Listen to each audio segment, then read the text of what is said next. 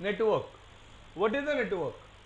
Network consists of two words, net and work. Net means a web. Work means to do something. When we do something in a web, that forms a network. कोई issue समझ में आया? हम सारे एक room में बैठे हैं,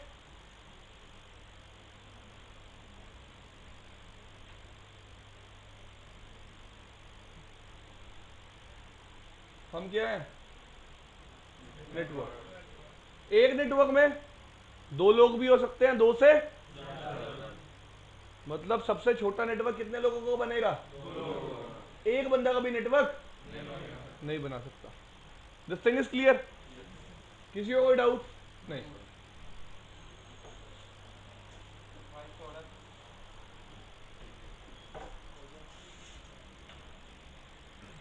fine. After that, components of network. एक नेटवर्क के क्या क्या कंपोनेंट्स होते हैं, नेटवर्क के क्या क्या पार्ट्स होते हैं? First is sender, second thing is, third thing is, fourth thing is data, fifth thing is protocol. कोई इशू? किसी को इन 5 टर्म्स में किसी टर्म की क्लैरिटी ना हो? सेंडर जो भेजेगा, रिसीवर जो रिसीव करेगा, मीडियम, मैं आपसे बात कर रहा हूं, मीडियम क्या है? एयर। साउंड एनर्जी किसमें ट्रेवल कर रही है? एयर में। एग्री? डेटा क्या है? जो इंफॉर्मेशन मैं बोल रहा हूं, जो आपके कान अंडरस्टैंड कर रहे हैं। This thing is clear? एक बात याद रखना, आप मेरी बात समझ क्यों पा रहे हो? क्योंकि आपके कान जो आवाज सुन रहे हैं वो जिस लैंग्वेज में है वो आपको पहले ही पता है। समझ में आया? मैं हिंदी में बोल रहा हूं, हिंदी आपको पहले ही आती है, तभी आप मेरी बात को समझ पा रहे हो। इसका मतलब हम एक प्रोटोकॉल फॉलो कर रहे हैं।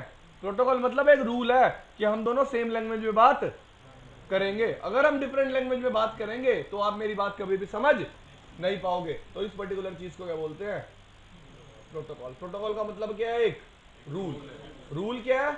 We will talk always in same language. एक दूसरे को समझाने के लिए सेम लैंग्वेज यूज करना जरूरी है। This thing is clear? कोई इश्यू किसी को? चले आगे? फाइन। पांचों terms clear? yesterday we discussed the reason why we, मैं नेटवर्क लेके क्यों आया, तो मैंने रीजन बताया था। पहला रीजन क्या था? दूसरा security.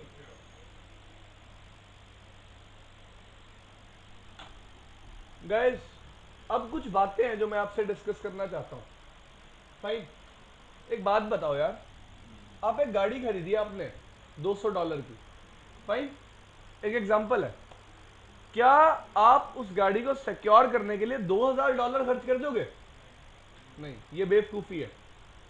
What I am trying to say, asset का मतलब कितने लोगों को पता है? एसेट बोलते हो आप, एसेट बोलते हो, ASSET, एसेट।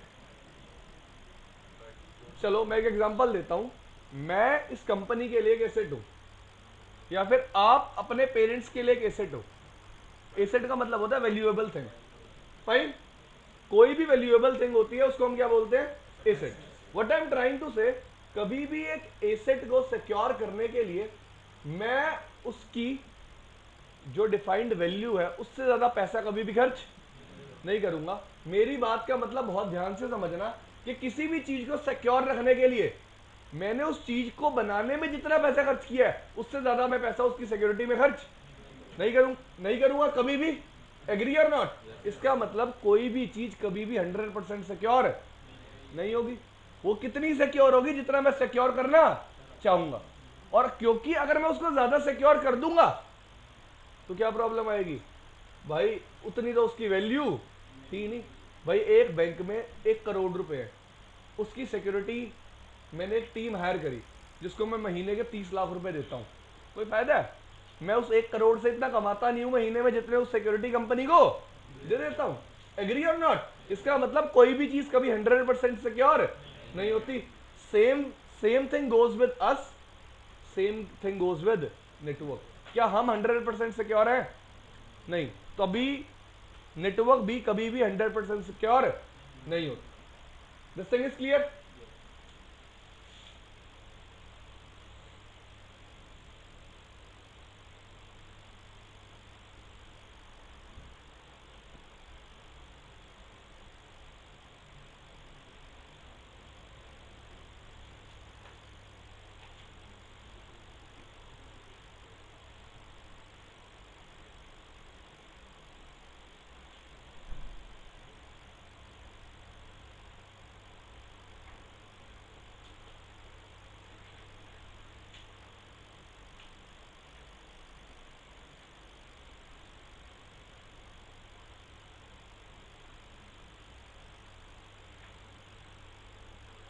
गाइस अगर मैं एक एंड यूजर के पर्सपेक्टिव से बात करता हूं, अभी आप लोगों को नेटवर्क की इंफॉर्मेशन नहीं है। आप कौन हो? And user. तो एंड यूजर से अगर मैं नेटवर्क को देखूं तो उनके लिए नेटवर्क ये है, ये 3 टर्म्स हैं, इससे ज्यादा कुछ नहीं है। फाइन। कैसे? पहली टर्म क्या लिखी मैंने? What do you mean by this thing?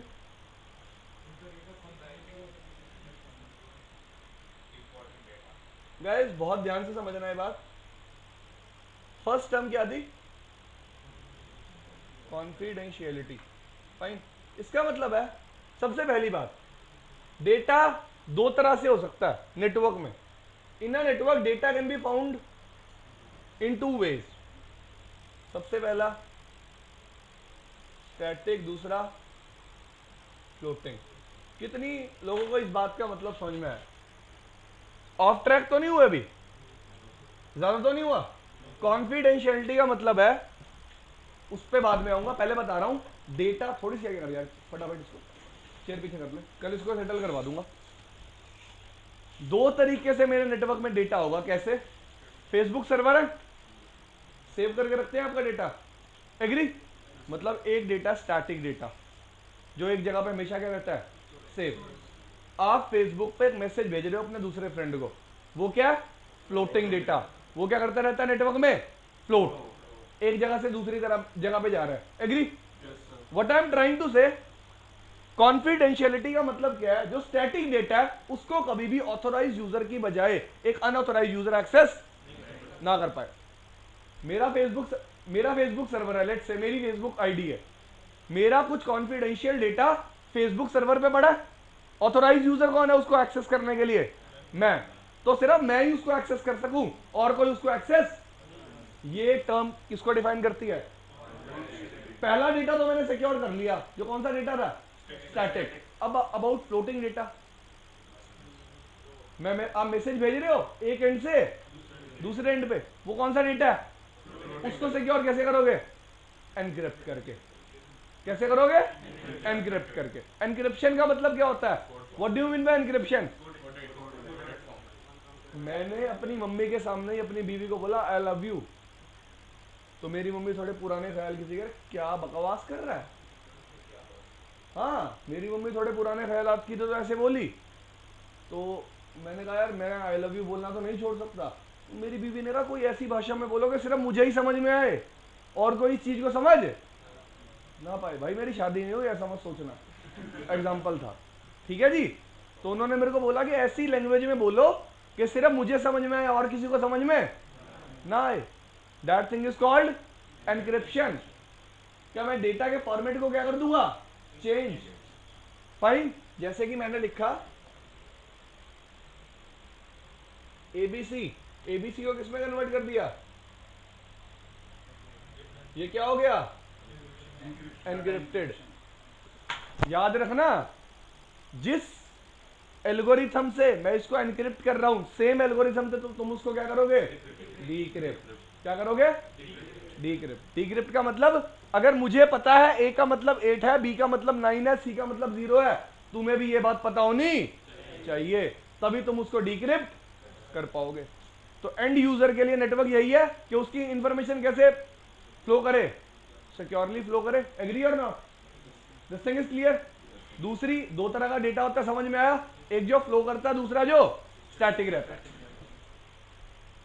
दूसरी टर्म क्या थी सीआईए में, इंटीग्रिटी। इंटीग्रिटी का क्या मतलब है,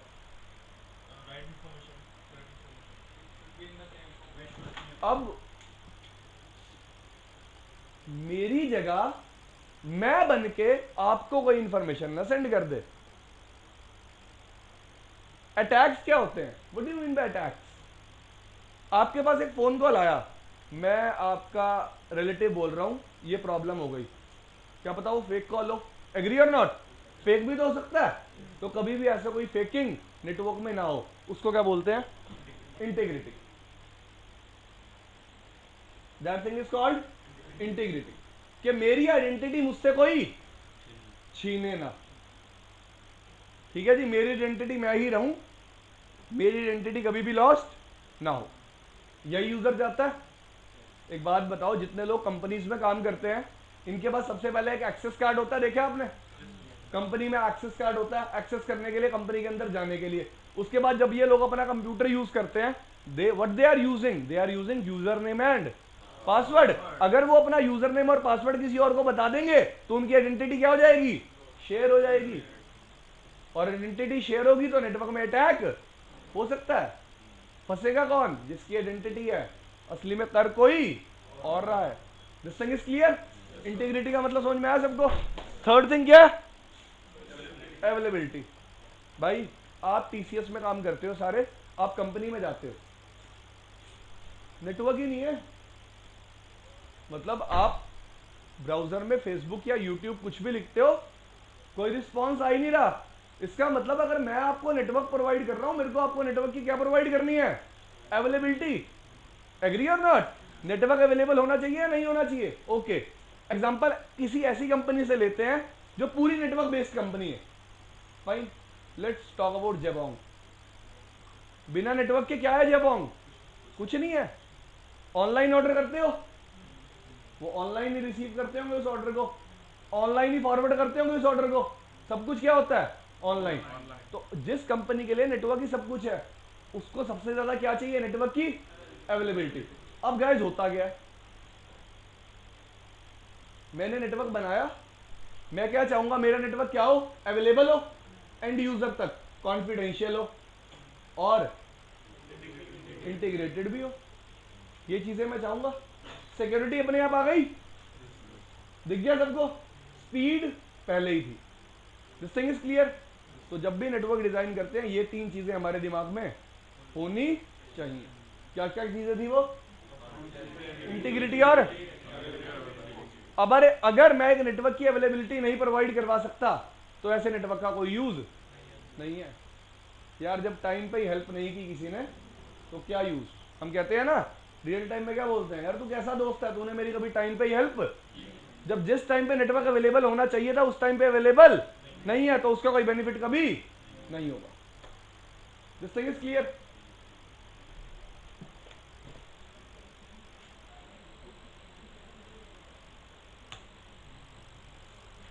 इतनी बात समझ में आई सबको, आगे चलें।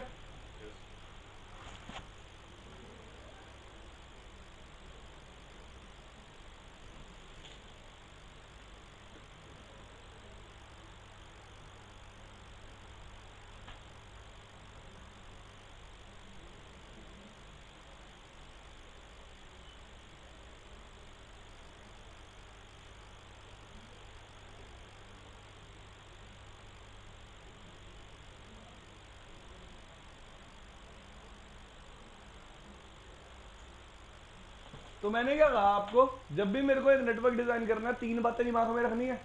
तीन बातों को आप ट्रायंगल की तीन साइड्स मान लो। मैं समझाना क्या चाहता हूं ये बात बता के, अगर मैं ध्यान दूंगा अवेलेबिलिटी पे, ये साइड बड़ी होगी, ये साइड बड़ी होगी तो बाकी दो साइड पे क्या पड़ेगा, फर्क पड़ेगा। एग्री और नॉट? ट्रायंगल है, मैथ्स पता है सबको, अगर मैं एक साइड को बड़ा करूंगा बाकी दो साइड्स पे भी फर्क पड़ेगा। एग्री और नॉट? स्केयर तो है नहीं, स्केयर होता तो फर्क तो तब भी पड़ता,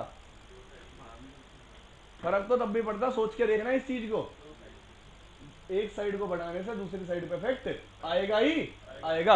अगर मैं सिर्फ कॉन्फिडेंशियलिटी पे ध्यान देता तो किस पे फर्क पड़ता, इंटीग्रिटी और, इसका मतलब मुझे ध्यान देना है मेरा ट्रायंगल कैसा होना चाहिए, इक्विलेटरल। कैसा होना चाहिए, इक्विलेटरल। इक्विलेटरल का मतलब क्या होता है, जिसको तीन ही साइड्स क्या होती है, equal. This thing is clear सबको? आगे चले, ठीक है। ट्रायंगल मस्ट बी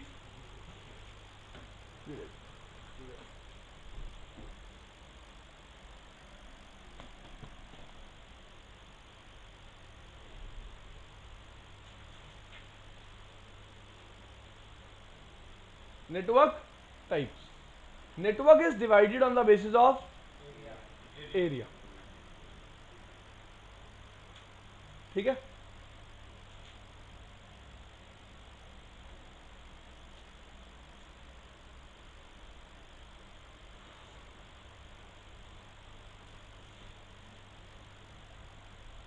ठीक है जी।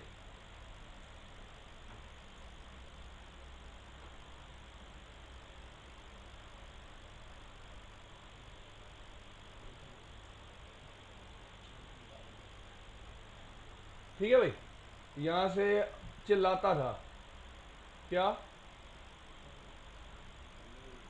शालू I love you, like this. होता क्या था, किस फॉर्म में ट्रेवल कर रही है ये इंफॉर्मेशन, एनर्जी की फॉर्म में। जैसे जैसे डिस्टेंस बढ़ता जाएगा एनर्जी क्या होती जाएगी, कम। और ये मैसेज हमेशा शालू के पास पहुंचने से पहले ही क्या हो जाता था, खत्म। ठीक है जी, इसका मतलब अगर मैं मैसेज भेज रहा हूं तो ये गारंटी तो होनी चाहिए ना कि जिस सिग्नल स्ट्रेंथ से, किससे, स्ट्रेंथ। स्ट्रेंथ वर्ड मैंने क्यों यूज किया यहां, क्योंकि मैं बात किसकी कर रहा हूं, एनर्जी की। किसकी बात कर रहा हूं, देखो यार फिर एग्जांपल समझो, मैंने यहां से बॉल फेंकी, क्या वो उड़ती ही रहेगी और जाती ही रहेगी, कहीं तो गिरेगी। मैंने बोला, यहां खड़ा होकर मैं कुछ बोल रहा हूं, ये हर जगह थोड़ा ना सुन रहा है, ऐसा पॉसिबल है नहीं, वरना हम बात ही ना कर पाते। पता है आपको, अगर ऐसा होता तो वी कैन नॉट टॉक, क्योंकि हमें किसी और की आवाजें ही सुन रही होती। मैं बोल रहा हूं, आप सुन पा रहे हो क्योंकि आप मेरे एनर्जी रेंज में हो। This thing is clear? तो मैं क्या कहना चाहता हूं, जैसे जैसे डिस्टेंस बढ़ता जाता है एनर्जी क्या होती जाती है, वीक होती जाती है।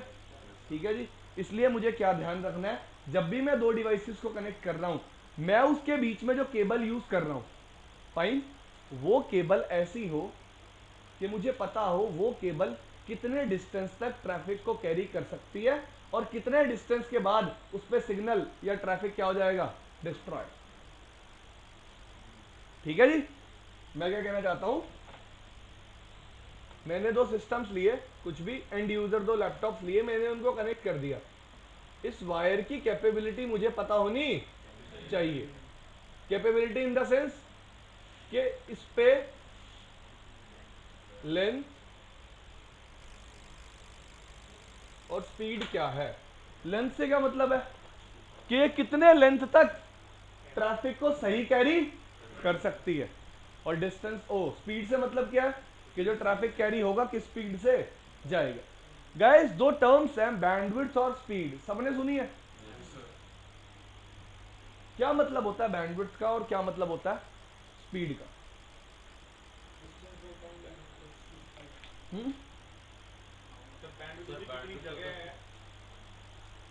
बिल्कुल सही, मेरे को जिंदगी में पहली बार किसी ने सही जवाब दिया इस बात का, सही में, मैं झूठ नहीं बोल रहा। ये बॉटल है, इस बॉटल में से पानी फ्लो कर रहा है, जगह कितनी है, इतनी है, मैक्सिमम पानी इतना ही फ्लो कर सकता है। ये इस बॉटल की क्या है, बैंडविड्थ। बैंडविड्थ एक्चुअली क्या डिफाइन करती है कि बैंड की मैक्सिमम विड्थ क्या है, बैंड मैक्सिमम कितना बड़ा हो सकता है। एग्री? इस रूम में मैक्सिमम 50 लोग बैठ सकते हैं, 50 से ज्यादा। तो ये उस कमरे की क्या है, बैंडविड्थ। और अगर क्लास चल रही है, 5 ही लोग क्या हैं, पढ़ रहे हैं इसमें, तो वो उस, अगर मैं कहूं इसमें से पानी सिर्फ इतना ही फ्लो कर रहा है, इस लेवल तक ही फ्लो कर रहा है, तो वो क्या है, स्पीड। एक्चुअल ट्रांसफर रेट को क्या बोलते हैं, स्पीड। और मैक्सिमम ट्रांसफर रेट को क्या बोलते हैं, बैंडविड्थ। कि ये बॉटल मैक्सिमम कितना पानी एक टाइम पे कैरी कर सकती है, वो उस बॉटल की क्या होगी, बैंडविड्थ। और इस बॉटल में से एक्चुअली पानी किस स्पीड पे फ्लो कर रहा है, वो क्या होगी, स्पीड। ठीक है। आपने इंटरनेट कनेक्शन लिया घर पे, सबने लिया हुआ है, ब्रॉडबैंड कनेक्शन सबने देखा हुआ है, फाइन। आपने एक इंटरनेट कनेक्शन लिया घर पे 2 MBPS का, आपका पेट नहीं भरा उससे, आपको डाउनलोडिंग स्पीड और ज्यादा चाहिए। आपने ISP को बोला मेरा इंटरनेट कनेक्शन 2 की जगह कितने MBPS का कर दो, 4। ISP ने कभी ये लिंक चेंज किया नहीं, लेकिन फिर भी आपकी स्पीड क्या हो गई, इंक्रीज। इसका मतलब उसने अपने एंड से स्पीड क्या कर दी, बढ़ा दी। मीडियम की बैंडविड्थ अभी भी क्या, बहुत ज्यादा। अगर आप ज्यादा मांगोगे आपको ज्यादा भी मिल जाएगा। This thing is clear. तो बैंडविड्थ और स्पीड में कभी भी आपके माइंड में कोई कंफ्यूजन नहीं होनी चाहिए। बैंडविड्थ क्या है, इस बैंड की मैक्सिमम विड्थ, और स्पीड क्या है, जो इस पे एक्चुअल ट्रांसफर रेट है, फाइन। तो ISP आपके घर पे जब भी ब्रॉडबैंड कनेक्शन लगाएगा, आपको क्या प्रोवाइड करेगा, स्पीड, ना कि bandwidth, fine. What is the actual bandwidth of that wire? Yes, What is the actual bandwidth of that wire? that will depend on the media they are using. Means normally we are using It optical can fiber be या 1000 coaxial. MBPS also. It can be. Sir हमें तो divide by 8 क्यों मिलता है ऐसे क्यों? Bro, that is the difference because we write it like this. This is, they write it like this. This is called bits. That's why we divide it by 8. Fine. Next thing.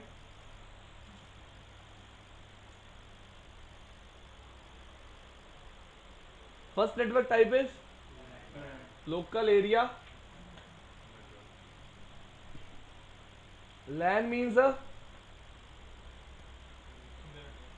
Single network, fine. कल बात की थी हमने। दूसरा point,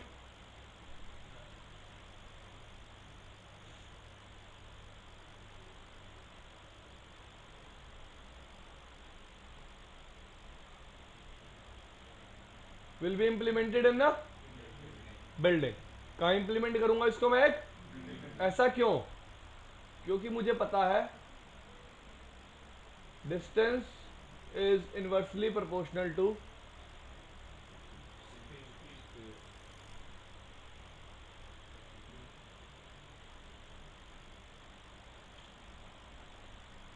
ठीक है जी।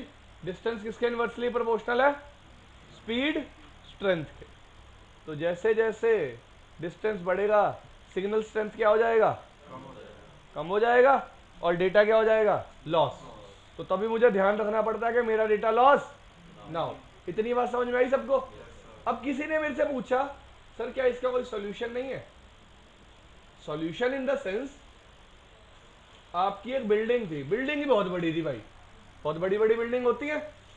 एक computer था 10th फ्लोर पे, एक कंप्यूटर था, आपने कनेक्ट किया इसको, ठीक है जी। आपने देखा कि कुछ डेटा अभी भी क्या हो रहा है, लॉस। तो इसके लिए कोई सॉल्यूशन नहीं है मेरे पास, सॉल्यूशन है। कुछ डिवाइसेस आते हैं मेरे पास नेटवर्क में, जिनको क्या बोलते हैं, repeaters. What we call them, जो क्या करते हैं, सिग्नल स्ट्रेंथ को इंप्रूव कर देते हैं, इंप्रूव कर देते हैं, या फिर आप बोल सकते हो बूस्ट कर देते हैं। बूस्ट करना मतलब इंक्रीज कर देना स्ट्रेंथ को दोबारा, फाइन।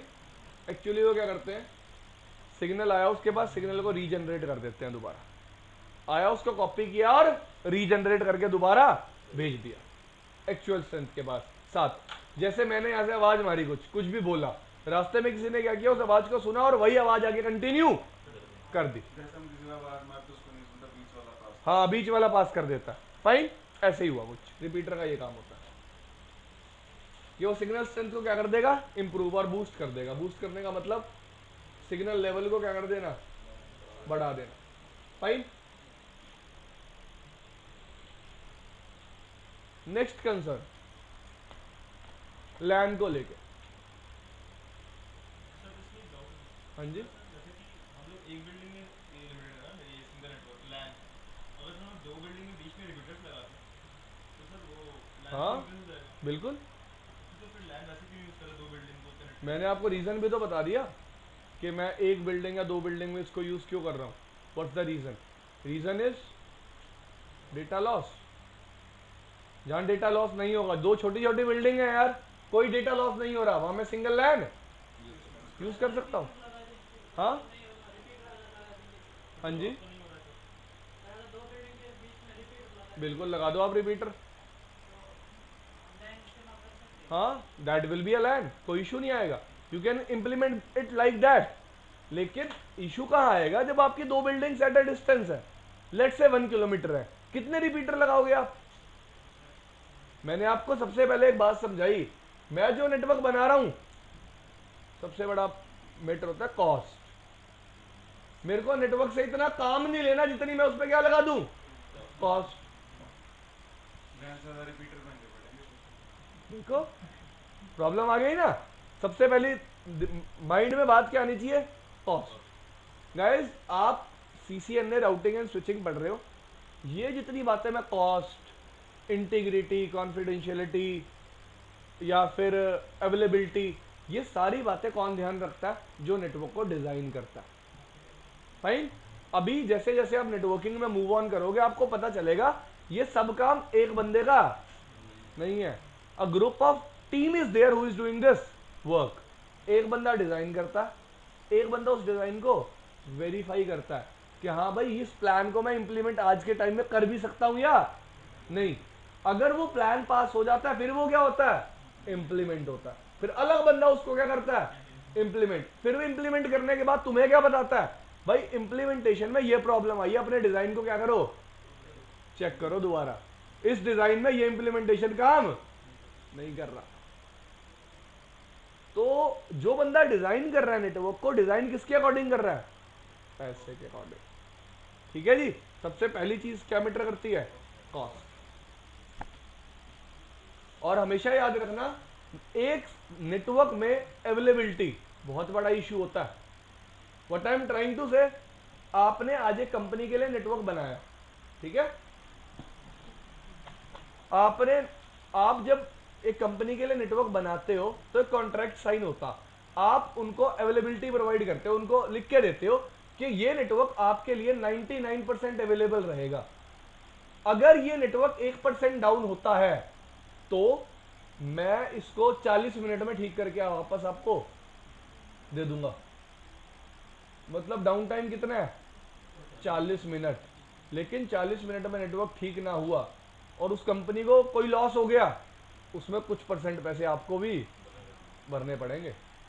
ये कॉन्ट्रैक्ट्स होते हैं जो अवेलेबिलिटी के नेटवर्किंग कंपनीज को साइन करने पड़ते हैं।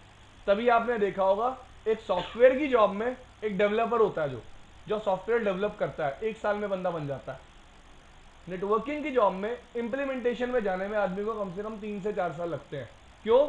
उसको इतना बड़ा रिस्क, यार वो कुछ गलत कॉन्फ़िगर कर दे, किसी इंटरफेस को शट कर दे, कोई कंपनी डाउन हो जाए, फिर मैं इतना बड़ा रिस्क उसको नहीं दे सकता। तो कभी भी कंपनी में जाते ही आपको कोई कॉन्फ़िगरेशन करने को नहीं मिलेगी। कम से come for 2 years you will see what is going on. 2 साल तो आप सिर्फ देखोगे कंपनी में चल क्या रहा है। ठीक है जी। बहुत क्रिटिकल जॉब होती है एक नेटवर्क इंजीनियर की, डिपेंड करता है आप किस प्रोफाइल में हो भाई।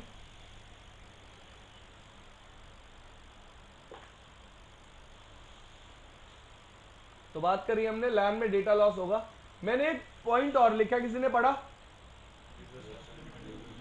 जब यार एरिया छोटा है तो यूजर भी क्या रखने पड़ेंगे, लिमिटेड। क्यों? What's the reason? आपने एक वर्ड सुना है, जहाँ ट्रैफिक ज्यादा होता है वहां क्या होता है? एक्सीडेंट। एक चीज और होती है, पॉल्यूशन। भाई ने बोला किसी ने, बहुत ज्यादा पॉल्यूशन होगा, पॉल्यूशन की वजह से क्या होगा? सफोकेशन। अब डिवाइसेस को कभी सफोकेशन तो होगा नहीं, क्योंकि वो भाई मशीन से, हम कौन है? ह्यूमंस है। एग्री? डिवाइसेस में क्या होता है? कंजेशन होता। What we call it? Congestion. घुटना। घुटने का मतलब समझते हो? ये वाले घुटने की बात नहीं कर रहा मैं, घुटना, दम घुटना। फाइन। तो अगर एक लैन में मैं बहुत सारे यूजर्स लगा दूंगा, ये बात भी आपको टाइम टू टाइम समझ में आएगी कंजेशन क्या होती है।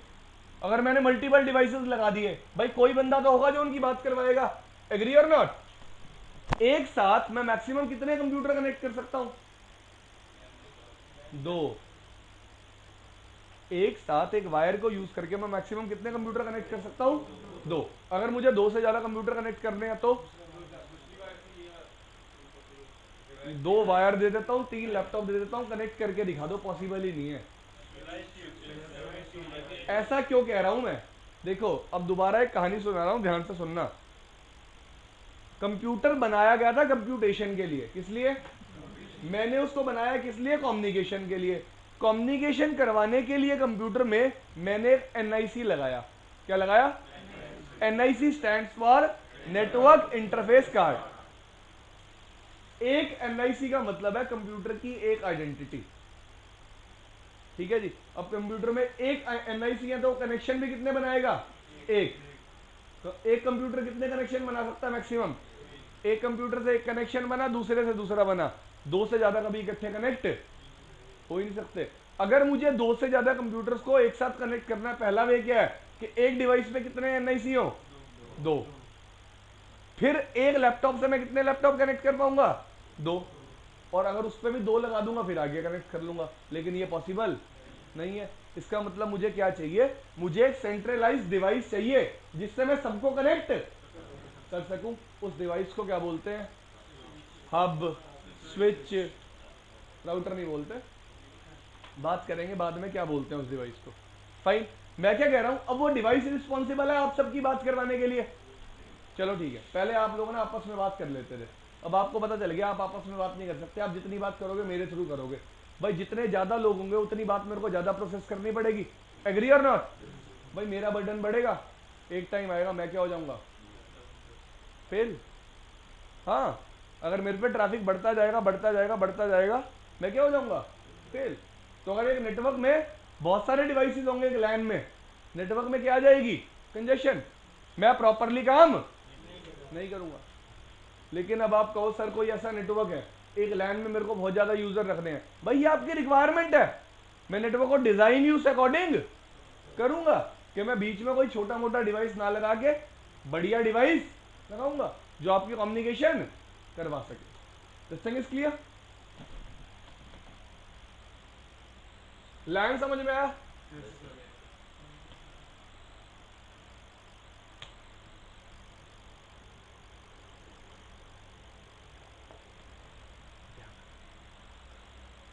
लैन के बाद एक टर्म आती है वैन, stands for wide area network. से क्या मतलब है?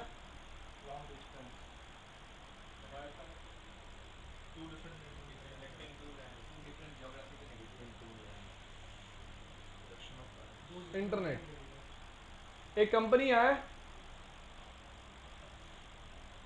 साइट 1, साइट 2, ये भी एक लैन है, ये भी क्या है? एक, ये आपस में बात कर रहे हैं, इस कनेक्शन को क्या बोलते हैं? ठीक है जी। इस टाइप के नेटवर्क को क्या बोलते हैं? वैन। अब आपने भी कुछ टर्म सुनी होंगी, जैसे कि कैन सुना आपने, मैन सुना आपने, ठीक है। अब ये है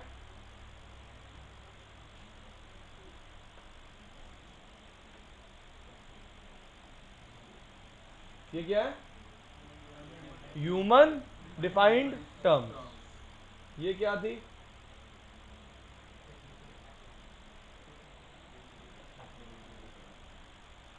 कौन सी थी टेक्नोलॉजी डिफाइंड टर्म्स?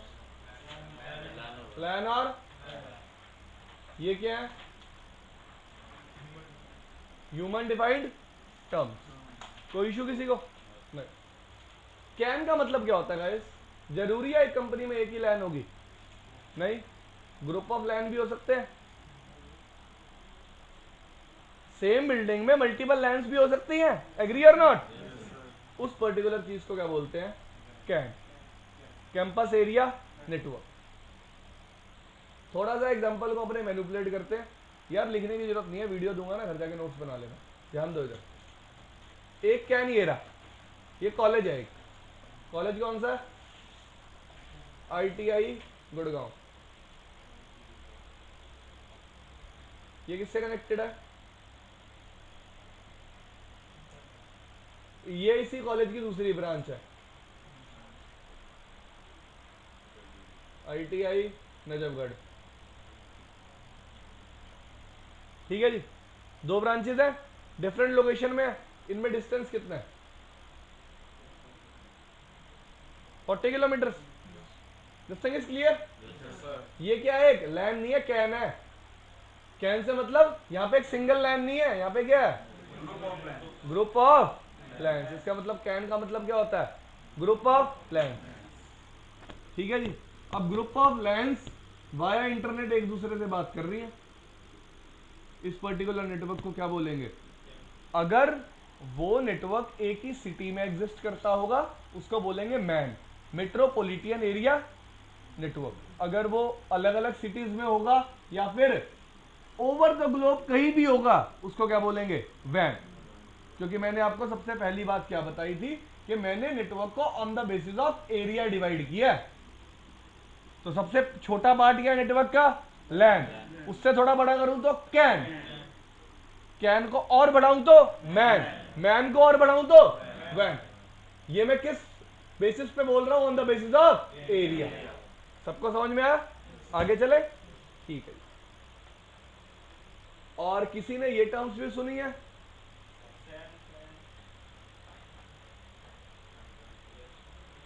सैन क्या होता है? Storage area network. पैन क्या होता है? Personal area network. हाँ जी, कोई पैन का एग्जांपल दे सकता है?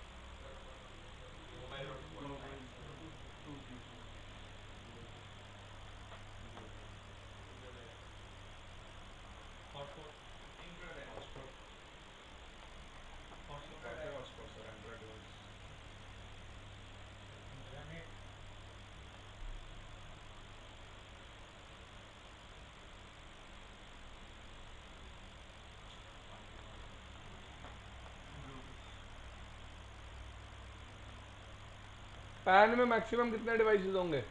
2। यार मैंने ना वायरलेस कम्युनिकेशन एक सब्जेक्ट पढ़ा था अपनी बीटेक में। फाइन।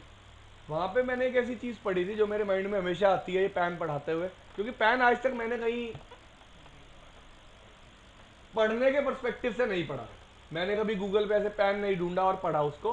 पैन का एक पर्सपेक्टिव है मेरे माइंड में बहुत साल से, तो मैं वो यही बात आपसे भी डिस्कस करता हूँ कि मैं क्या कर सकता हूँ ब्लूटूथ से। अगर आपने सुना हो, एक डिवाइस को हब बना सकता हूँ। हब मतलब मेन डिवाइस। इससे मैं 60 डिवाइस कनेक्ट कर सकता हूँ। पढ़ा है आपने बीटेक में? पढ़ा है? इस पर्टिकुलर डिवाइस को कुछ बोलते हैं, मेरे को याद नहीं है अभी क्या बोलते हैं, कुछ बोलते हैं। इस नेटवर्क को भी क्या बोलते हैं? पैन। लेकिन मैंने कहीं नेट पे ऐसा भी पढ़ा था कि पैन में मैक्सिमम कितने डिवाइस हो सकते हैं? 2। तो मैं एग्जांपल इसका देता हूं, ब्लूटूथ का। लेकिन ब्लूटूथ से आप मैक्सिमम 2 से ज्यादा डिवाइस भी कनेक्ट कर सकते हो। ठीक है जी, ये एक वे होता है। तो अगर आपको पढ़ना हो पैन के बारे में और, तो आप गूगल पे पढ़ सकते हो। फाइन। मैं नहीं कह रहा कि ये इंफॉर्मेशन करेक्ट है। ठीक है जी। बात किसकी करते हैं? सैन की। Storage area network. स्टोरेज का क्या मतलब है गाइस? सबसे पहली बात करते हैं। अरे आप फेसबुक करते हो, ठीक है? आप फेसबुक करते हुए किसको एक्सेस करते हो? फेसबुक सर्वर को। तो आपको क्या लगता है जो टीसीपी कनेक्शन आप बनाते हो, टीसीपी के बारे में कितने लोगों को पता है? ठीक है जी, छोड़ो। एचटीटीपी, ठीक है जी।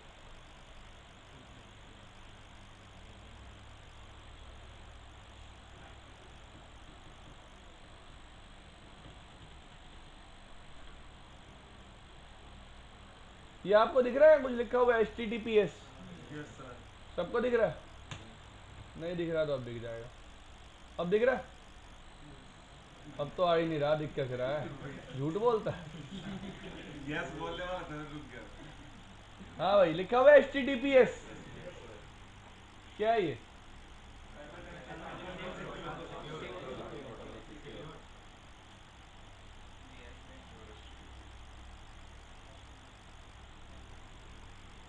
ये क्या है? ये पता है आपको? आपने कभी सुना है इसको यूज किया है? आपने ब्राउजर यूज किया है कभी? ब्राउजर में आप सीधा वेबसाइट लिख देते हो। तो मैं आपको क्या बताना चाहता हूं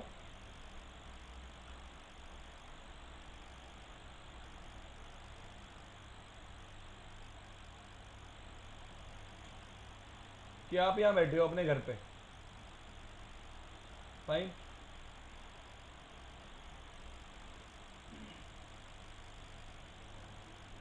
अपनी मशीन पे कुछ काम कर रहे हो, ठीक है जी। आप जब फेसबुक ओपन करते हो तो आप कभी भी फेसबुक सर्वर को हिट नहीं करते, नहीं, आप एक डिवाइस को हिट करते हो जिसका नाम होता है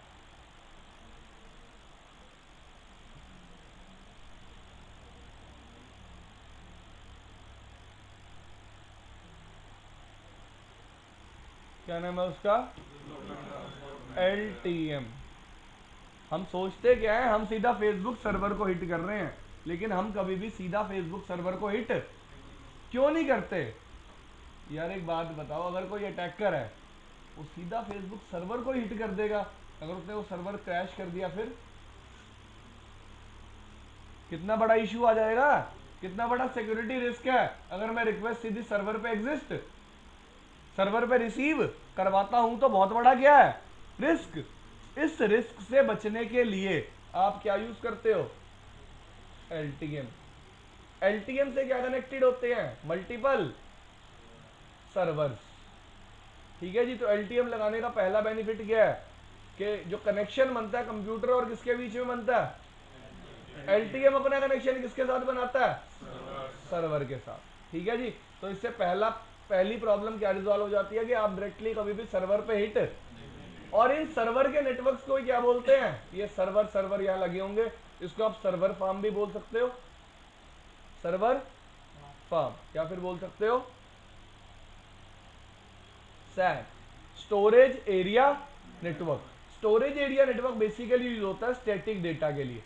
किसके लिए? स्टैटिक डेटा के लिए। This thing is clear? तो LTM आपको नहीं पढ़ना, ये भी एक नेटवर्किंग डिवाइस है। आपने लोड बैलेंसर सुना है? तो उसी का पार्ट है LTM, फाइन। ये भी लोड बैलेंसिंग का काम करता है। आपको अभी नहीं समझा सकता मैं इसका यूज, लेकिन कभी हम CCNA कंप्लीट करेंगे, आप अगर मुझे याद दिलवा दोगे तो मैं आपको बता दूंगा। जब हम नेट पढ़ेंगे ना, नेट, तब याद दिलवाना कि सर आपने इस टॉपिक के बारे में पढ़ा, बताना था एक बार, तो मैं आपको बता सकता हूँ ये क्या काम करता है, कैसे काम करता है, fine. This thing is clear? तो आपको पता चला है कि नेटवर्क में एक और डिवाइस होता है जिसका नाम क्या होता है? LTM stands for. तो जब भी आप फेसबुक, जीमेल कुछ भी हिट करते हो, आप डायरेक्टली सर्वर पे हिट, किस पे हिट करते हो? इन डिवाइसेस पे। ये डिवाइसेस आगे कनेक्शन किसके साथ बनाते हैं? सर्वर्स के साथ। HTTPS और HTTP में क्या डिफरेंस है? OSI मॉडल पढ़ेंगे तब डिफरेंस भी डिस्कस करेंगे। बहुत फायदा हुआ ना, आप डायरेक्टली सर्वर को हिट नहीं कर रहे, हैक नहीं होगा सर्वर। ये LTM ISP का नहीं है ब्रो, ये LTM फेसबुक का है। जिसका सर्वर है उसी का क्या है भाई? सिक्योरिटी मुझे खुद चाहिए। आप अपने घर के बाहर ताला खुद लगाते हो ना, ऐसा थोड़ा है अगर आपकी कॉलोनी में पुलिस चौकी है तो आप फ्री हो, ठीक है जी। फेसबुक को अपने आप को प्रोटेक्ट करना है तो डिवाइस किसको लगाना पड़ेगा? फेसबुक को, ठीक है जी।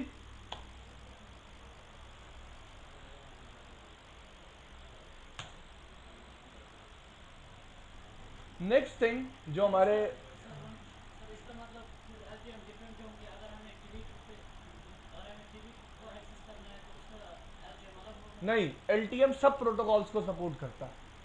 एलटीएम के दो काम होते हैं ब्रो। एक तो लोड बैलेंस करना, मतलब हम सब लोग एक टाइम पे फेसबुक एक्सेस कर रहे हैं तो वो सारी रिक्वेस्ट एक सर्वर पे छोड़ना जाएंगी। तो मैंने बीच में एक एलटीएम लगा रखा है, लोकल ट्रांसपोर्ट मैनेजर, जो काम किसका करता है, लोड। एक रिक्वेस्ट आएगी सर्वर के पास भेजेगा, दूसरी इसके पास, तीसरी इसके पास, चौथी, ऐसे इस लोड को क्या करेगा, मैनेज। और एक बात और सोचना कभी, देखो यूएस में भी लोग हैं जो फेसबुक यूज करते हैं, ठीक है, इंडिया में भी लोग हैं जो फेसबुक यूज करते हैं। अब जो हमारा फेसबुक डेटा है वो सेव है कहीं पे, और यूएस वालों का भी सेव है कहीं पे। पहली बात तो वो सेम जगह पे सेव नहीं है, वो डिफरेंट लोकेशंस पे सेव है। इंडिया का इंडिया में ही सेव है, यूएस का, और वो डेटाबेस आपस में भी क्या है, कनेक्टेड है, कि यूएस का बंदा कभी इंडिया आ जाए तो सेम डेटाबेस उसको इंडिया में भी मिलना चाहिए। समझ रहे हो बात, ठीक है जी। तो ऐसा नहीं होगा अगर आप यहाँ पे बैठ के फेसबुक चला रहे हो तो आप मार्क के घर ही जा रहे हो अपना डेटा लेने, ठीक है जी। इंडिया में ही सर्वर है जहाँ पे वो डेटा सेव है, इंडिया में ही डेटा सेंटर है। डेटा सेंटर बोलते हैं उस जगह को जहाँ पे बहुत सारे क्या होते हैं, सर्वर, डेटा का सेंटर, जहाँ पे आपको सिर्फ क्या मिलेगा, डेटा, जो आम आदमी के किसी काम का नहीं है। फाइन, एनक्रिप्टेड फॉर्म में होगा या नहीं वो बात की बात है ब्रो, वो तो पैसे देने के ऊपर है यार, ठीक है।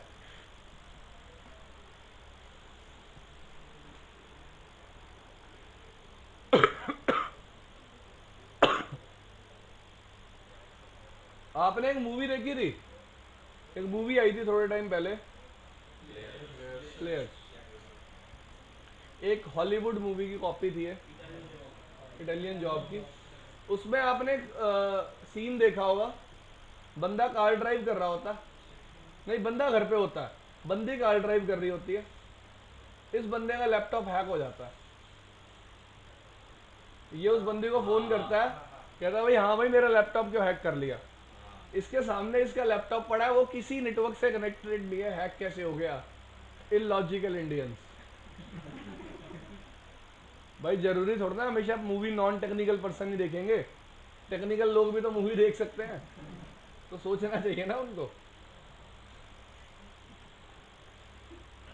कुछ कुछ होता रहता है, पता नहीं लोग सोचते नहीं है। और फिर लोग ऐसा भी सोचते हैं यार मुझे भी ऐसा बनना है।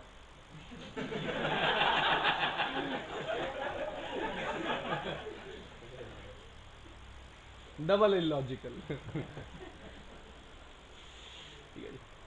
Next thing, modes of communication. कितने मोड्स हैं, कितने तरीके हैं बात करने के।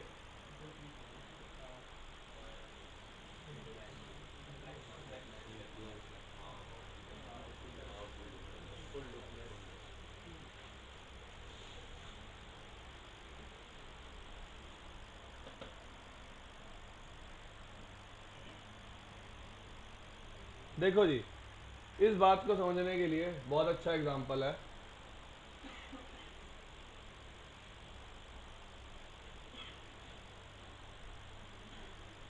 बच्चा पैदा होता है, सिर्फ घर वाले बोलते हैं तो सुनता है, कभी पलट के जवाब नहीं देता। कम्युनिकेशन हो रहा है कितनी डायरेक्शन में हो रहा है, सिर्फ एक। ये बेचारा छोटा सा बच्चा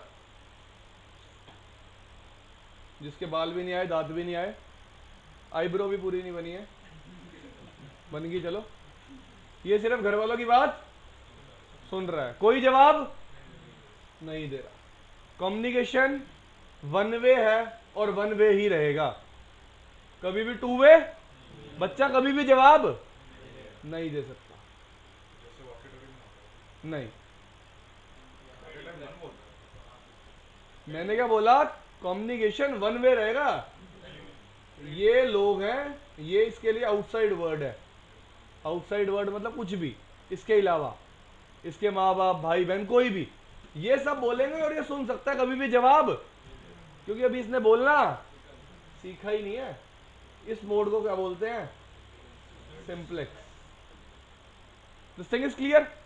वन वे, और वही वन वे रहेगा। देख मैं यहां से टाइप कर रहा हूं, ये चल रहा है, कभी अपोजिट नहीं हो सकता, ये फ्लो कभी भी अपोजिट ऐसा नहीं हो सकता। मैं पेन को यहां छोड़ दूं और यहां से लिखूं और ये हिले अपने आप, ये पॉसिबल? मैं कीबोर्ड से टाइप करता हूं, वो भी कभी भी अपोजिट फ्लो नहीं कर सकता, ऐसा नहीं हो सकता मैं यहां टाइप करूं और यहां पे की प्रेस हो जाए, ये पॉसिबल नहीं। This type of communication is called simplex, कि बात होगी सिर्फ एक ही डायरेक्शन में, कभी रिप्लाई नहीं आएगा। दूसरा केस क्या होता है, अब बच्चा थोड़ा सा बड़ा हो गया, ठीक है जी, माँ बाप भी बच्चे को कुछ बोल लेते हैं और बच्चा भी माँ बाप को कुछ बोल लेता है, लेकिन दोनों एक टाइम पे नहीं बोल सकते। बच्चा अभी इतना बड़ा नहीं हुआ, उसकी समझ अभी इतनी नहीं हुई। यस,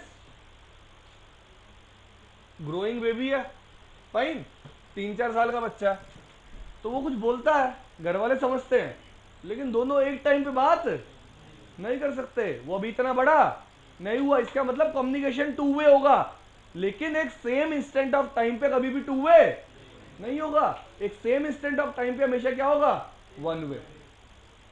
एक टाइम पे मैं बोलूं, एक टाइम पे आप बोलो, बस।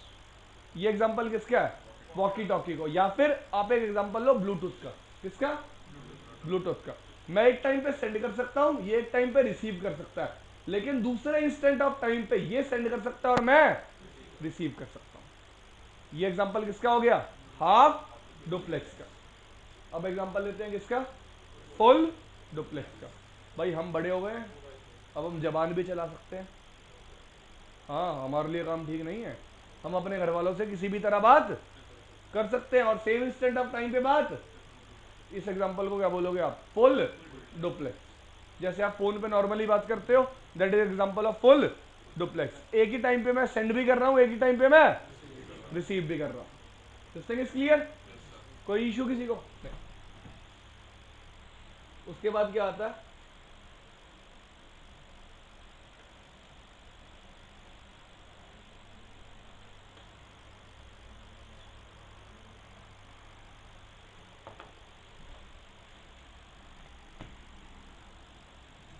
टाइप ऑफ, कितने टाइप का होता है कम्युनिकेशन,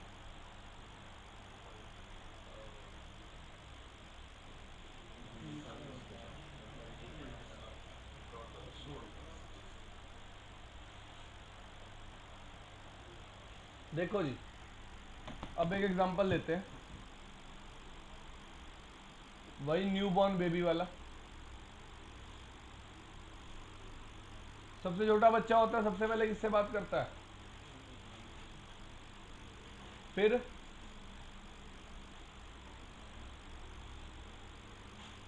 फैमिली से, फिर सारी दुनिया से। पूरा रूम है, मैं सबसे पहले सिर्फ इससे बात कर रहा था। कम्युनिकेशन कैसा था, 1 to 1, एक सेंडर था और रिसीवर भी कितने थे, एक। इस पर्टिकुलर टाइप के कम्युनिकेशन को क्या बोलूंगा। अब मैंने सब लोगों में से 4 लोग चूज किए, 1 2 3 4। मैं सबसे बात नहीं कर रहा, सिर्फ किनसे बात कर रहा हूं, इन चारों से, फाइन। तो इस टाइप के कम्युनिकेशन को क्या बोलते हैं, multicast, 1 to many, fine. Third example, सबसे बात कर रहा हूं, मैं बोल रहा हूं, सब लोग सुन रहे हैं, this particular thing is called broadcast. तो यूनिकास्ट का मतलब क्या है, मल्टीकास्ट का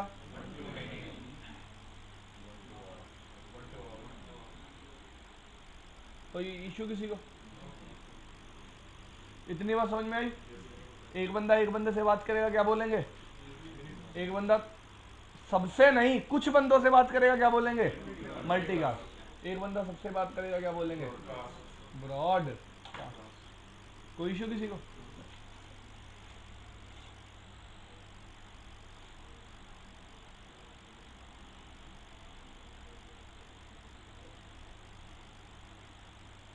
देखो जी। तो यार 2 तरह के एड्रेसेस होते हैं मेरे पास, addresses are of 2 type.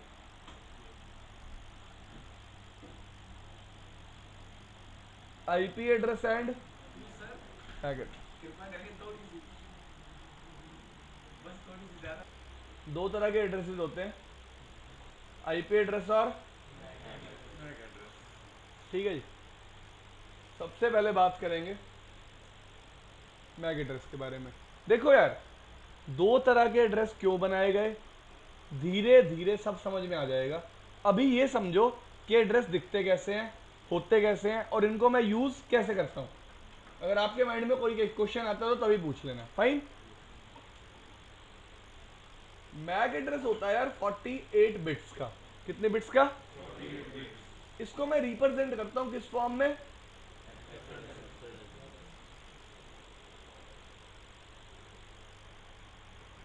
Hexadecimal का मतलब सबको पता है? सब कन्वर्ट कर लोगे हेक्साडेसिमल में? पक्का? ठीक है। तो एक एड्रेस लिखा मैंने,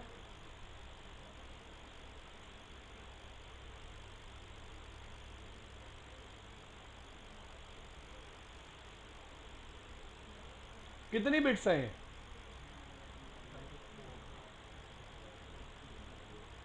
ये कितनी बिट्स हैं? क्योंकि मैंने क्या बताया, मैं किसमें रिप्रेजेंट करता हूं एड्रेस को? हेक्सा। ठीक है जी, समझ में आया? पक्का? हेक्साडेसिमल में भाई 16 ही वैल्यूज होती हैं, 0 से लेके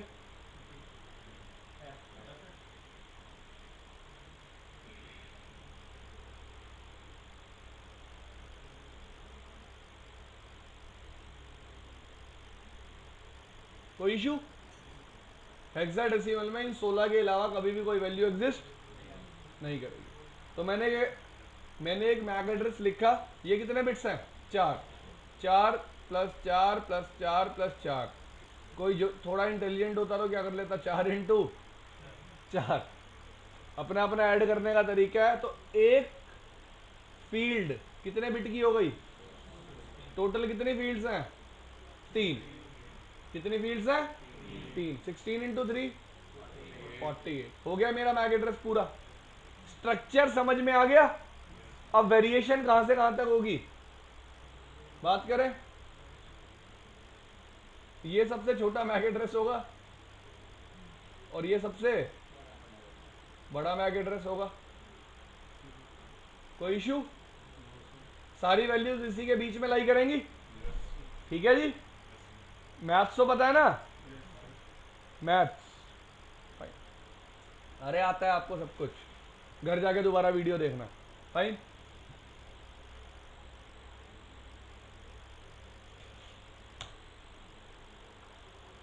हाँ जी, किसकी बात कर रहे थे?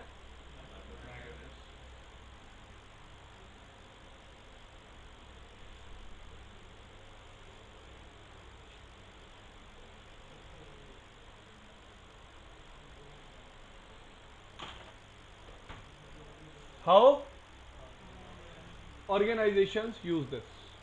देखो, एक बहुत सरल सी बात है। साइबर क्राइम, कितने लोगों ने सुना है वर्ड साइबर क्राइम? ठीक है जी। आजकल टीवी पे एक सीरियल आता है, बहुत सारे लोग देखते होंगे। क्या है उसका नाम? इंडिया फाइट बैक, सावधान इंडिया। हाँ ठीक है भाई, सावधान इंडिया देखते हैं। ठीक है। तो सावधान इंडिया में बहुत बार आपने देखा होगा साइबर क्राइम के केसेस होते हैं। फाइन। साइबर क्राइम के केसेस क्या होते हैं यार? जैसे आज मेरे को आपकी कुछ चीजें मिल गई पर्सनल, आपकी फोटो मिल गई, आपकी डिटेल्स मिल गई, मैंने आपके नाम से एक आईडी बनाई फेसबुक पे और आपको बदनाम करना शुरू कर दिया।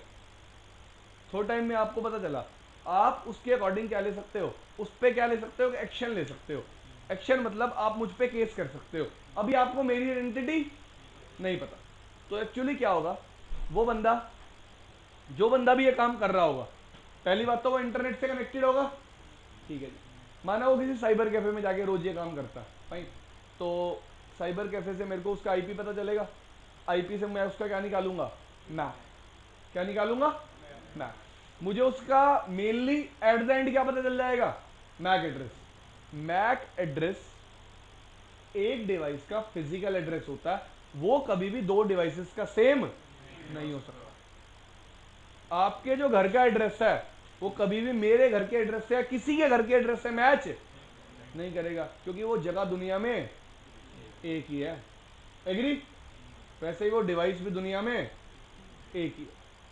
ऑर्गेनाइजेशन क्या करती है, इस हायरार्की को बनाने के लिए, हायरार्की मतलब एक पैटर्न बनाने के लिए, पैटर्न मतलब अगर डेल है तो डेल एक ही सीरीज के मैक एड्रेस यूज करे, एचपी है एक ही सीरीज यूज करे, लिनोवो है एक ही सीरीज यूज करे, सोनी है एक ही सीरीज यूज करे, मैकबुक है एक ही सीरीज। इससे फायदा क्या होगा, मेरे को देखते ही पता चल जाएगा ये किस वेंडर का मैक एड्रेस है, और मैं सीधा उस वेंडर को कॉल करूंगा और उससे पूछूंगा आपने इस मैक एड्रेस का डिवाइस किसको बेचा था, वो मुझे डिटेल्स बता देगा। एग्री और नॉट? इससे मैनेज करना क्या हो जाएगा, बहुत इजी। तो मैक एड्रेस को मैंने कैसे डिवाइड किया हुआ है मैं आपको बताता हूं। टोटल कितने बिट्स है, 0 से 47 तक जाऊंगा, ठीक है जी। मैंने पहले 24 बिट्स किसको दिए हुए हैं,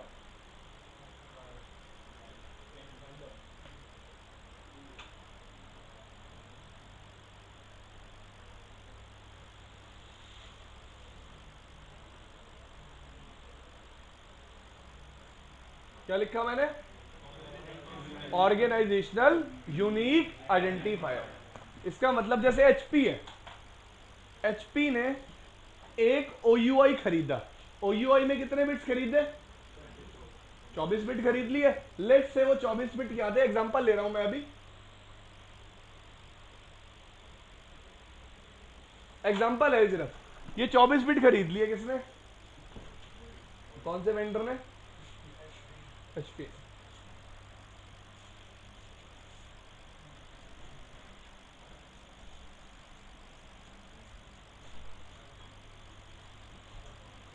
खरीद लिए। अब एचपी ने अपना पहला लैपटॉप बनाया, लैपटॉप नहीं कोई भी प्रोडक्ट बनाएगा उसका मैक एड्रेस होगा भाई, कोई भी मशीन होगी नेटवर्क में उसका फिजिकल एड्रेस जरूर होगा। वो प्रिंटर भी हो सकता है, एक आईपी फोन भी हो सकता है, जिसको पता है आईपी फोन क्या होता है, जिसने देखा है। It can be a laptop also, it can be a pad also, it can be a phone also. तो एचपी ने कोई भी प्रोडक्ट बनाना है उसको फिजिकल एड्रेस देना ही पड़ेगा। एग्री? इतनी बात समझ में आई? अब एचपी ने क्या किया, पहला प्रोडक्ट बनाया और उसको मैक एड्रेस दे दिया, ठीक है। 1:30 बजे छोड़ दूंगा, आप कर लेना, ठीक है जी। हाँ यार आप आ जाना, ठीक है जी। एचपी ने पहले 23 बिट क्या रखे, सेव, अपने सेम रखे, और आगे के 23 बिट से मैक एड्रेस प्रोवाइड करने शुरू किए। एग्री? मैं क्या कहना चाहता हूं, एक सिंगल OUI पे एचपी कितने मैक एड्रेसेस बना सकता है, 2 टू द पावर 24। एग्री और नॉट? देखो पहले 24 बिट हमेशा क्या रखेगा, सेम, क्योंकि ये OUI उसने खरीदा हुआ है। ये OUI बेचता कौन है, आईना। भाई ऐसा थोड़ा है कि आज मैं अगर अपनी एक कंपनी खोल लेता हूं तो सब कुछ मैं अपनी मर्जी से कर लूंगा, नहीं, मुझे किसके अकॉर्डिंग चलना पड़ेगा, जो प्रोटोकॉल्स पहले डिफाइंड है। तो हर चीज के लिए पहले ही प्रोटोकॉल डिफाइन किए गए हैं, मतलब कि अगर मुझे आज एक अपना, मैं आज सर्विस प्रोवाइडर बनना चाहता हूं, क्या बनना चाहता हूं, मैं चाहता हूं जैसे भाई एयरटेल काम कर रहा है वैसे ही मेरी भी कंपनी हो, मैं भी काम करूं। तो भाई मुझे पहले सारी दुनिया से क्या करना पड़ेगा, अपने आप को कनेक्ट। कल मैंने आपसे यही बात की थी कि भाई मैं अकेले खुद कुछ काम, मैं एक कंपनी खोलना चाहता हूँ डिवाइसेस की, लैपटॉप्स की। मैं चाहता हूँ भाई मार्केट में नेटवर्क बुल्स के नाम से लैपटॉप्स आए, फाइन। तो मैंने क्या किया, लैपटॉप बनाए, अब उनको एक मैक एड्रेस प्रोवाइड करना। अब उस मैक एड्रेस प्रोवाइड करने के लिए मुझे क्या खरीदना पड़ेगा, एक OUI किससे खरीदना पड़ेगा, आईना से। This thing is clear? तो एचपी ने भी आईना से एक OUI खरीदा, पहले कितने बिट मार्क कर लिए, 24 बिट कैसे है पता सबको, 4 4 4 4 16 और 4 20 और 4। जिसको नहीं पता वो पढ़ के आएगा कल हेक्साडेसिमल के बारे में, ठीक है जी। और अगर नहीं समझ में आएगा तो मुझसे पूछेगा भाई। बाकी उसके हाथ में बिट्स कितने हैं 24। वो मैनिपुलेशन किस में कर सकता है, तो 24 बिट में मैनिपुलेशन कितनी हो सकती है 2 टू द पावर 24। मतलब एक सिंगल OUI से HP कितने डिवाइसेस को मैक एड्रेस दे सकता है 2 टू द पावर 24 दे दिया, OUI फिनिश हो गया। जरूरी थोड़ा ना दुनिया में HP के 2 टू द पावर 24 डिवाइसेस भी होंगे, ज्यादा भी हो सकते हैं। HP ने क्या खरीद लिया, एक नया OUI, उस OUI पे फिर क्या बना दिए, बहुत सारे मैक एड्रेसेस, और मैक एड्रेसेस किसको साइन कर दिए, डिवाइसेस को। अब एक सच बताता हूँ, HP के डिवाइस में कभी भी HP का निक नहीं लगा होता। NIC कार्ड जो है मैक एड्रेस किसका होता है, डिवाइस का नहीं होता कभी भी, किसका होता है, उस NIC कार्ड का। कंप्यूटर का काम था कभी कम्युनिकेशन करना, नहीं, कंप्यूटर का काम क्या था, कंप्यूटेशन करना। मैंने कम्युनिकेशन करवाने के लिए कंप्यूटर में क्या लगाया, NIC कार्ड। मतलब जो कंपनी उस NIC कार्ड को मैन्युफैक्चर कर रही है, ना ही वो HP है, ना ही वो डेल है, ना ही वो सोनी है, ना ही वो एप्पल है, कोई और ही कंपनी है वो। यस, कोई और कंपनी है जो NIC कार्ड को बिल्ड कर रही है। वो कंपनी खरीदती है क्या, OUI। ठीक है जी, आप चेक कर सकते हो कौन से वेंडर्स हैं जो निक बनाते हैं, NIC कार्ड्स बनाते हैं। फाइन, वो खरीदते हैं OUI किससे, आईना से, और अपने पर्टिकुलर निक्स को मैक एड्रेस प्रोवाइड करते हैं। थोड़ा सा इस कहानी को आगे बढ़ाते हुए, सर मैक एड्रेस रिन्यू नहीं होता, जैसे टेलीफोन नंबर एक बार बंद हो गया तो मैक एड्रेस निक कार्ड जो होता है आपका, वो कभी रिपेयरेबल नहीं होता। जिस टाइम निक कार्ड खराब हो गया, उस टाइम जो आइडेंटिटी उसकी थी वो लॉस्ट हो गई, नई आइडेंटिटी मिलेगी अब आपको। निक रिप्लेस होगा तो आइडेंटिटी भी क्या आएगी, नहीं, हमेशा। दोबारा यूज नहीं कर सकते, क्योंकि वो जिसने वो बनाया है अब तक उसको नहीं पता कि वो क्या हो गया, खराब। ठीक है जी। आपने एक चीज नोटिस की होगी, डेल HP कोई भी कंपनी होती है अपना पार्ट वापस ले जाती है चेंज करके, आपके पास क्यों नहीं छोड़ती, भाई उनके पास रिकॉर्ड में रहे कि ये पार्ट मेरे पास वापस आ गया, मैं इसको अब रीयूज कर सकता हूं। यस, ये तो बेनिफिट है। सर मैक चेंजर टूल आता है, उससे मैक चेंज हो सकता है क्या? हाँ सर, देखो यार, इट्स लाइक दिस, जो मैक चेंजर टूल होता है उसके बारे में मेरा क्या सोचना है, आप अपने घर से चिट्ठी लिख रहे हो बैठ के, लेकिन आपने चिट्ठी भेजने से पहले एड्रेस बाय किसी और का लिख के भेज दिया, तो सामने वाले को मिलते हुए क्या लगेगा, भाई किसी और नहीं भेजा, आपने नहीं भेजा। एक्चुअली वो ट्रैफिक गया कहां से है, आपके पास से। मतलब आपने सिर्फ क्या किया, जो आपने मैसेज भेजा है उसमें उसकी आइडेंटिटी चेंज कर दी है, एक्चुअल आइडेंटिटी अभी भी आपकी सेम है। ठीक है जी। वो तो नेटवर्क में जब भी आप अटैक्स करते हो या फिर किसी टाइप की हैकिंग करते हो, तब आप कौन सा टूल यूज करते हो, मैक एड्रेस चेंजर। तो सर चेंज करने के बाद भी जो मैं अपना डिवाइस यूज कर रहा हूँ तो उसका भी कुछ पार्ट रह जाता है, मुझे पता लग सकता है कि हाँ भाई अभी भी इस डिवाइस वो जो टूल होगा वो मैक एड्रेस अपने आप जनरेट करेगा, वो उस टूल के ऊपर होता है वो क्या मैक एड्रेस जनरेट कर रहा है। इट विल बी डिफरेंट यार, क्योंकि जिसने वो टूल बनाया उसको भी इन सारी बातों के बारे में पता होगा। सर विदाउट द टूल भी तो कर सकते हैं कि भाई VM में कर सकते हो आप, जिसको वर्चुअलाइजेशन के बारे में पता है वो कर सकता है। फाइन,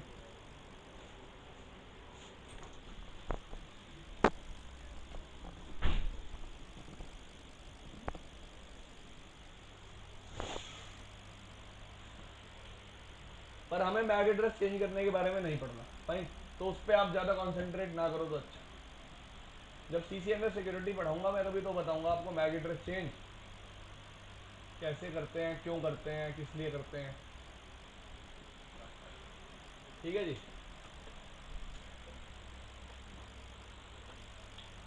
अगली बात करते हैं, मैक एड्रेस समझ में आ गया। अगला एड्रेस होता है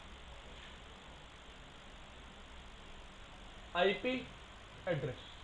फाइन, IP एड्रेस किस लिए बनाया गया बाद में बात करेंगे, पहले IP एड्रेस होता क्या है। एक 32 बिट एड्रेस है जो डिवाइड किसमें है,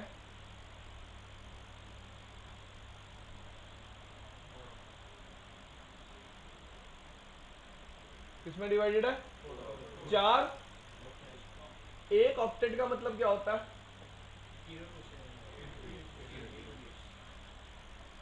ठीक है जी, 8 बिट 8 बिट 8 बिट और क्या आगे 8 बिट। ठीक है जी। कितने लोगों को बाइनरी टू डेसिमल और डेसिमल टू बाइनरी आता है?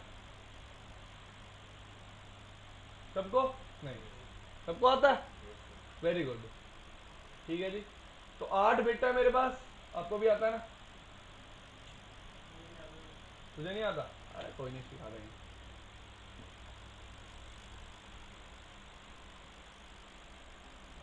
कितने बिट्स हैं? अरे मेरी शक्ल पे छोड़ना है, यहाँ लिख क्यों नहीं है? गिनो। 1 2 3 4 5 6 7 8। 8 बिट है भाई, दिख रही है सबको? मैं ऐसे रिप्रेजेंट करता हूं, आप जैसे मर्जी करते हो। फाइन। एक कमरे में 8 क्या लगी हुई हैं?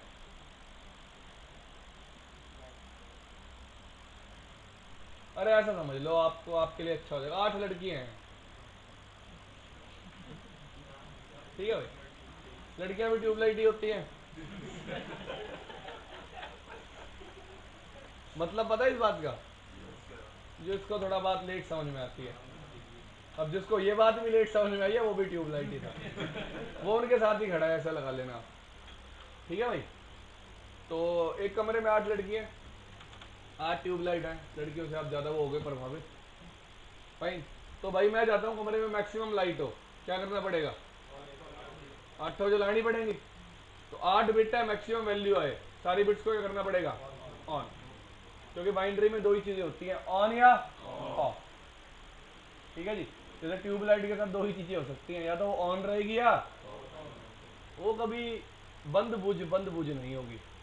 वैसे बंद बुझ नाम का कुछ नहीं होता, बंद और बुझे की बात होती है। ठीक है जी। वो जल बुझ होता है, चस बुझ, चसना है आपको। ठीक है जी। ठीक है भाई। मिनिमम लाइट कब होगी कमरे में? मिनिमम लाइट का मतलब होता है लाइट होना ही ना। तो मैंने 8 को क्या कर दिया? ऑफ। ऑन का मतलब होता है 1, ऑफ का मतलब होता है 0। 8 ऑन रहेंगी तो मैक्सिमम वैल्यू आएगी, मैक्सिमम लाइट आएगी। मैक्सिमम वैल्यू कैसे आएगी? 128 plus 64, 192 plus 32, 224 plus 16, 240 plus 8, 248 plus 4, 252 plus 2, 254 plus 1, 250। ठीक है जी। मिनिमम वैल्यू सारी क्या होंगी?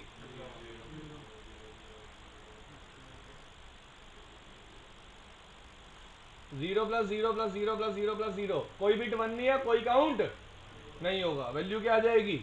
0। इसका मतलब 8 बिट के लिए मिनिमम वैल्यू क्या होगी? मैक्सिमम क्या होगी? 255। ठीक है जी, कोई दिक्कत?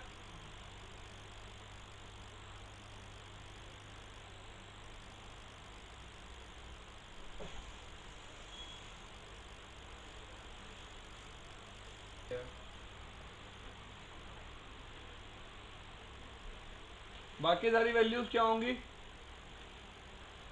In between maximum. इसका मतलब आईपी हेडर के, सॉरी आईपी एड्रेस के किसी भी ऑक्टेट में वैल्यूज कभी भी 0 से 255 के बीच में लाई करेंगी, कभी इससे ना ज्यादा होंगी ना कम होंगी।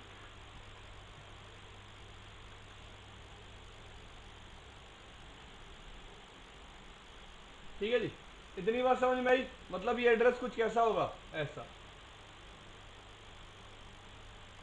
ठीक है जी। ये सारे ऑक्टेट्स की वैल्यू 0 से 255 के बीच में लाई करती है, मतलब ये एड्रेस क्या है? एक वैलिड। तो ये कुछ आईपी एड्रेस है आपका ऐसा दिखने वाला, और कुछ ऐसा ही दिखने वाला क्या है? मैक एड्रेस है। फाइन।